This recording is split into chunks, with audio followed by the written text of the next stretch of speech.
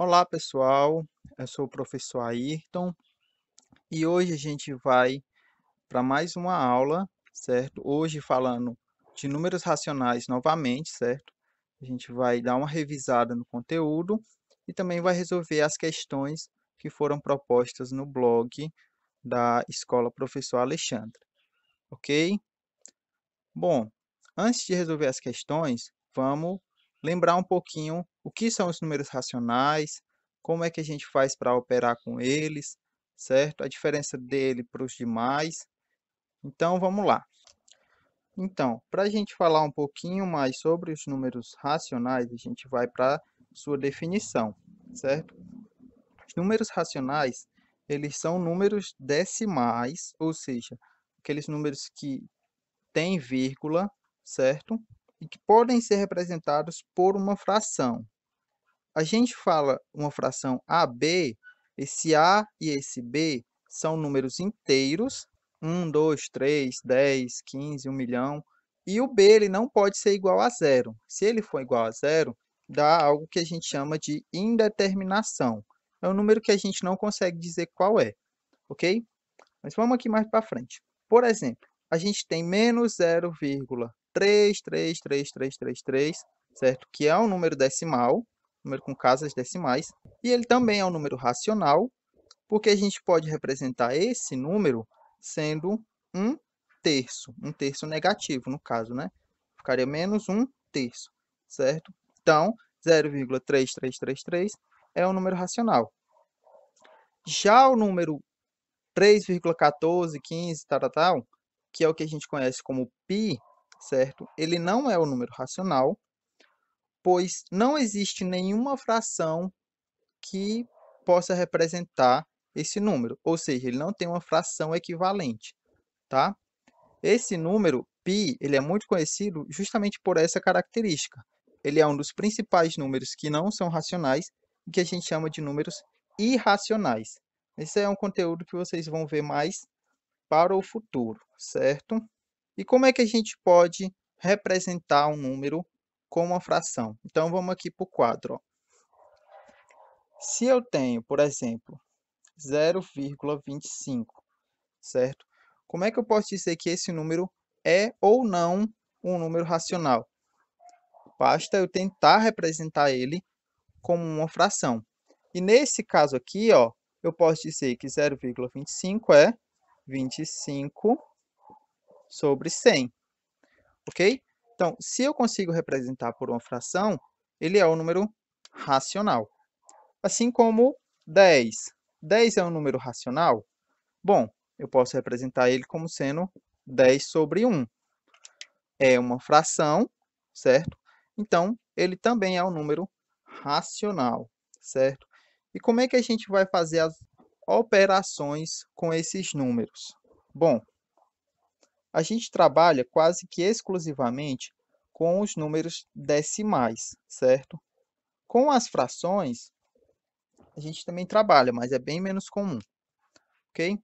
Então, quando a gente vai somar ou subtrair, você soma parte inteira com parte inteira e parte decimal com parte decimal. Por exemplo, temos aqui 5,05 mais 3,8. Como a gente faria essa operação? Eu vou somar parte inteira com parte inteira, então ficaria assim, ó, certo? 3, 5 mais 3, e ó, vírgula abaixo de vírgula, eu vou ter parte decimal somada com parte decimal. Como aqui eu tenho uma casa a mais, o que eu posso fazer é colocar um zero para deixar a mesma quantidade. E aí basta somar. Parte inteira com parte inteira dá 8. Parte decimal com parte decimal dá 85, certo? Então, a subtração é da mesma forma. Você vai somar parte inteira com parte decimal com parte decimal. Quando a gente vai falar de multiplicação, o que que a gente deve fazer para multiplicar dois números racionais, certo? Nesse caso, a gente vai desconsiderar a vírgula por enquanto E aí, a gente vai multiplicar os dois números normalmente, como se eles não tivessem vírgula. No final, lá no resultado, a gente vai devolver todas as casas que a gente operou. Então, por exemplo, eu tenho aqui 2,5 vezes 3,2, por exemplo, certo? Como é que eu vou fazer para operar esses números? Eu vou multiplicar eles como se eles não tivessem vírgula. Então, se eu tirar a vírgula, aqui fica 25, e se eu tirar a vírgula, aqui fica 32, certo? Multiplicando esses dois, a gente tem,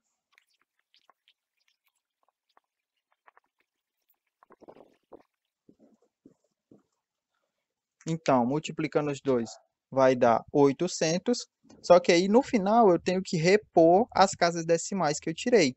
Então, se eu tirei uma daqui e uma daqui, eu tenho que repor duas, certo? Que é o total de casas decimais.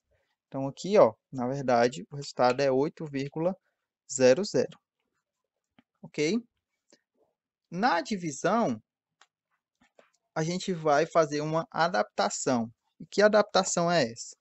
Eu posso, quando eu tenho uma divisão, certo?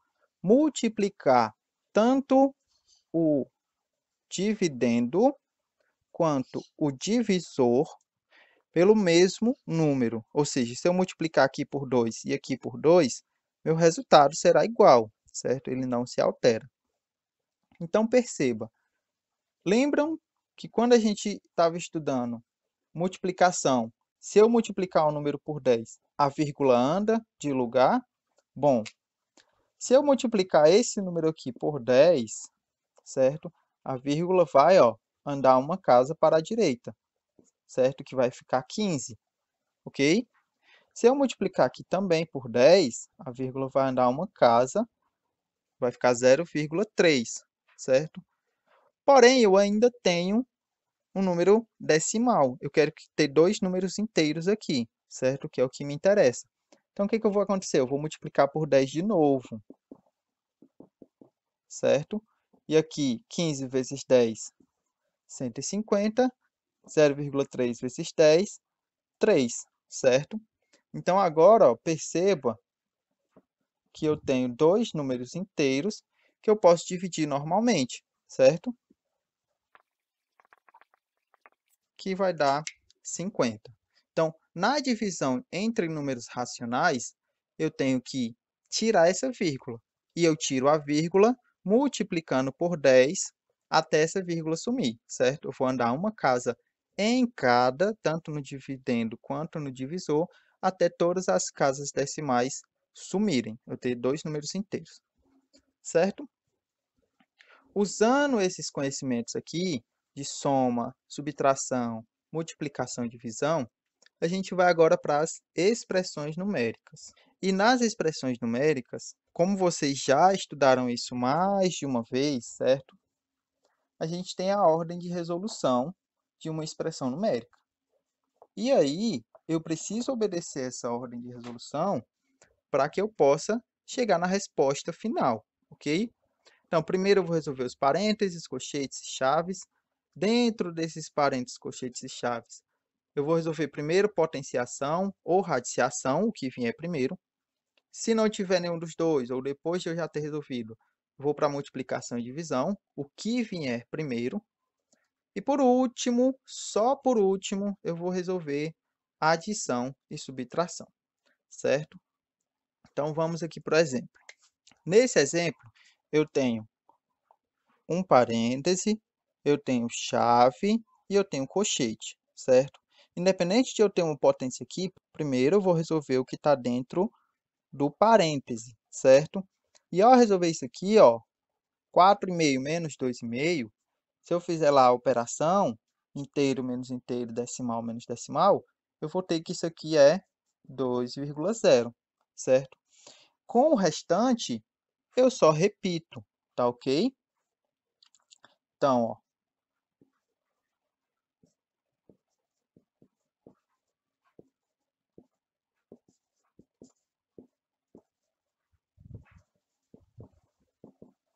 o restante eu repito, e agora eu vou novamente olhar para a minha sequência. eu já resolvi o parênteses, ele sumiu. Agora eu tenho uma chave. Então, vou resolver essa chave aqui. Quanto que dá? 3,15 menos 2,0. Se você fizer a operação bonitinha, isso aqui vai ser 1,15, certo? Ó, decimal menos decimal vai dar 15, inteiro menos inteiro vai dar 1, ok? Como eu resolvi o colchete, ele já foi-se embora, né? Eu não preciso resolver de novo. Aí, aqui, ó,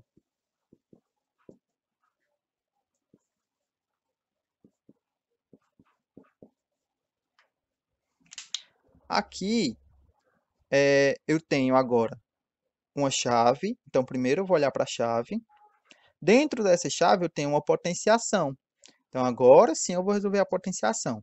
Quando eu termino o parêntese, termino o colchete, aí é que eu vou para o segundo nível lá, que é potência e raiz, certo? Quando eu for resolver isso aqui, potência nada mais é do que a multiplicação, né? Eu vou ter 5,1 vezes 5,1, que vai dar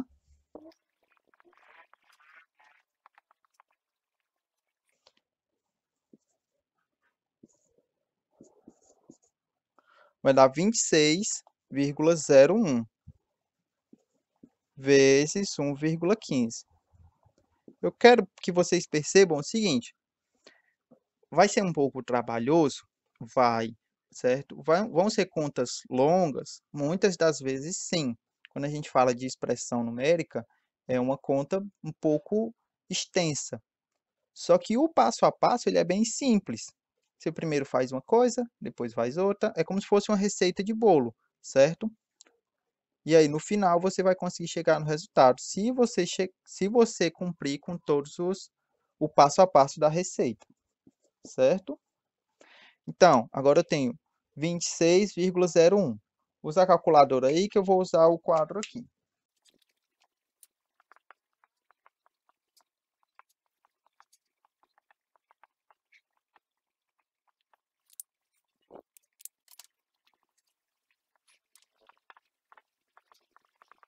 Bom, aquela multiplicação dá 29,9115, correto? Confere. Fez aí na calculadora. Pois bem, agora o que que eu tenho? Eu tenho uma soma, certo?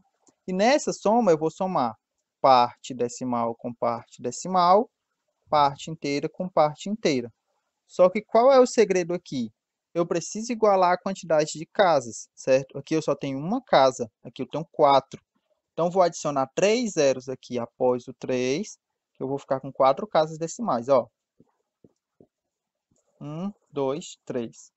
E aqui eu tenho 29, ok? Quando eu adiciono esses 3 zeros, agora eu tenho uma continha bonitinha, certo? Todo mundo um embaixo do outro. E o resultado da expressão dá 40,2115, ok? Agora a gente vai resolver as duas questões que estão lá no blog, na revisão que foi passada, certo? Espero que vocês já tenham tentado fazer alguma das questões e se tiver tido alguma dificuldade, a gente vai tentar tirar elas agora. Então vamos lá. Primeira questão. Fazendo-se as operações indicadas em 2,5 mais 4,65 mais 3,2 menos 0,9. Obtém-se, e a gente tem as quatro opções. Perceba que a gente tem uma expressão, ela é muito mais simples, envolve só soma e subtração. Então, o que que a gente vai fazer primeiro? A gente vai fazer o que vier primeiro. Então, primeira coisa que a gente vai fazer, ó, é as duas operações aqui, os dois números aqui que iniciam a minha expressão, já que todo mundo aqui está na mesma ordem de prioridade, certo? No quarto lá, que é a soma e subtração. Então, eu resolvo o que vem primeiro. 2,5 mais 4,65, eu vou fazer parte inteira com parte inteira, parte decimal com parte decimal. Então, vai ficar assim, ó.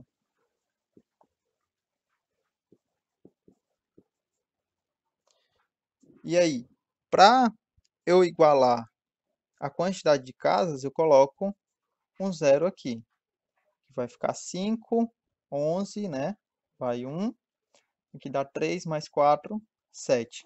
Então, a primeira soma aqui vai dar 7,15. E o restante? O restante eu repito, 3,2, 0,9. Agora, o próximo passo é somar esses dois, certo? E aí, como é que eu vou fazer? Mesma coisa. Parte inteira com parte inteira, decimal com decimal. Então, vamos lá.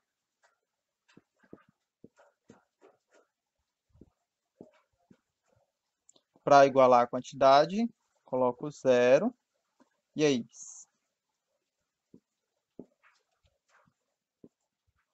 Vai dar 10,35 menos 0,9. Aqui, mesma coisa. O que eu vou fazer agora é parte inteira com parte inteira, parte decimal com parte decimal.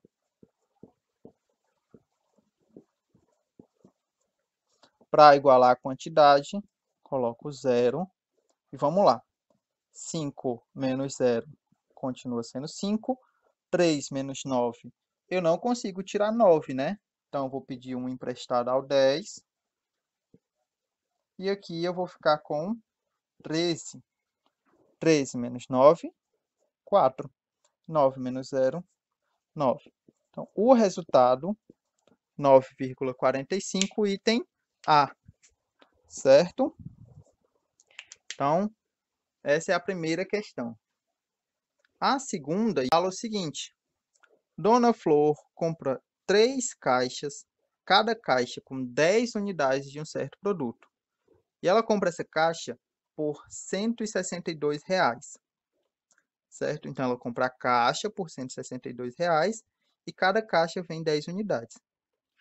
E vende cada unidade por R$ 17,50. Comprando e vendendo 25 dessas unidades, ela terá um lucro ou um prejuízo, né? A gente tem que calcular isso.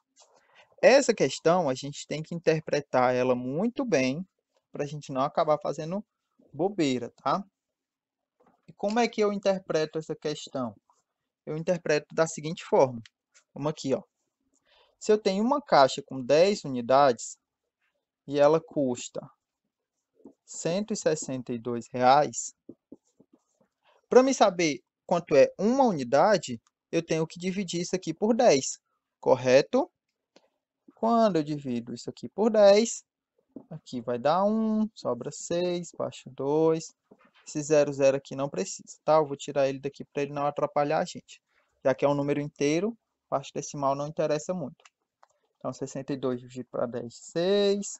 Aqui sobra 2. E 2, eu boto 0 e a vírgula. 20 dividido para 10 dá 2. Ok? 2 aqui vai dar 20, sobra 0. Ok? Então, 162 dividido para 10, cada unidade sai por R$ 16,20. Certo? Professor, mas cadê o zero daqui? É 20 centavos ou é 2 centavos? Bom, para eu completar aqui as duas casas, basta eu colocar o zero, não vai mudar absolutamente nada, ok?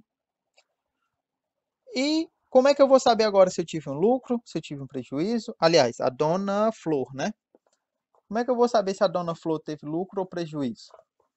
Seguinte, ela comprou por R$ 16 e vendeu por R$ 17,50, né? Para me saber o quanto ela saiu lucrando, eu tenho que fazer o quanto ela vende menos o quanto ela compra. Então, ela vendeu por R$ 17,50 menos o que ela comprou. O que restar é o lucro que ela teve. Então, aqui vai dar 0, 5 menos 2, 3, 7 menos 6, 1, e o menos 1, 0. Então, em cada, ela teve um lucro de R$ 1,30, certo? Em cada peça. Aliás, em cada unidade. Se ela vendeu 25, o que a gente tem é que multiplicar esse lucro por 25. Então, vamos lá.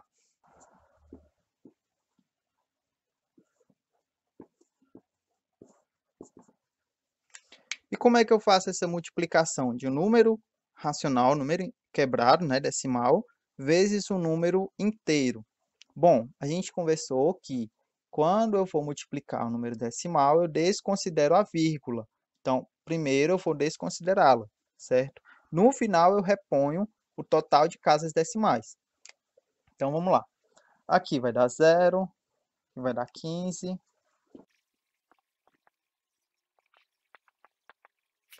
Como aqui eu cheguei no resultado 3.250, mas eu tinha duas casas decimais, o que eu tenho que fazer agora é repor essas casas, certo?